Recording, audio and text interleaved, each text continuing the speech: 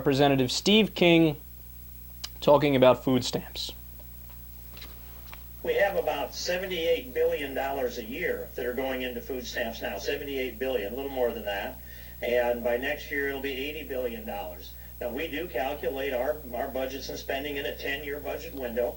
So that means $800 billion is the universe of money that he's talking about. And he's pleading with us not to reduce that growth from a little bit more than $78 billion a year, up over to $80 billion a year. So that $2 billion a year increase that's programmed between this year and next year, over the period of time of 10 years, there would be $20 billion trimmed off of $800 billion, what comes to about a 2.5% decrease in the overall projected expenditures of the food stamp program known as SNAP. Now, after all of that technical gibberish, the bottom line is a $20 billion cut is a $2.5 billion cut in the increase. $20 billion spread out over 10 years is not something that's going to be noticeable. See, here's why this clip is really important, because based on this clip, you could actually see why a Republican or right-winger might think, look, he sounds completely reasonable. He's saying, let's do this tiny little itty-bitty minor cut. But the problem, as it always is with the Republicans, is that they never give you the full context, so you never know all the facts. So they're misleading you. He's saying a $20 billion cut to the Supplemental Nutritional Assistance Program, or SNAP, or as it used to be called, food stamps, quote, spread out over 10 years is not something that is going to be noticeable. So what's the part that he's missing? Last year, the House Agricultural Committee passed a bill that included $16.5 billion in cuts to food stamps.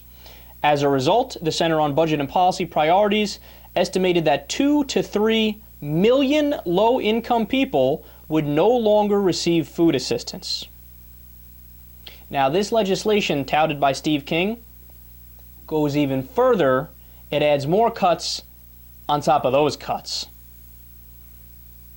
Furthermore, we've already cut spending on the poor as much as possible. Look at the sequester. Half of the sequester is cuts to programs for low-income people. Furthermore, SNAP lifted 4.7 million people out of poverty, nearly half of whom were children, despite the fact that most recipients receive less than $1.50 per meal on average. Now, look at the priorities. That's the part that drives me crazy. Is that, and look, it's not just the Republicans, it's the Democrats too. Did you know? So the sequester, as we know, was half cuts to the poor, half cuts to defense.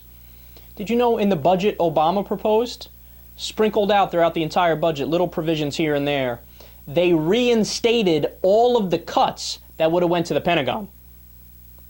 Did they reinstate the cuts that were for the poor? Nope, not a single one.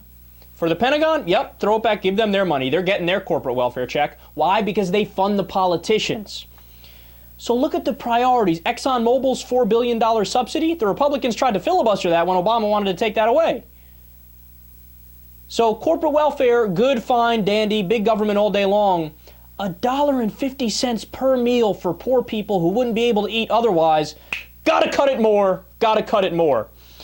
Now, can you imagine for a second if Representative King and his family needed food stamps?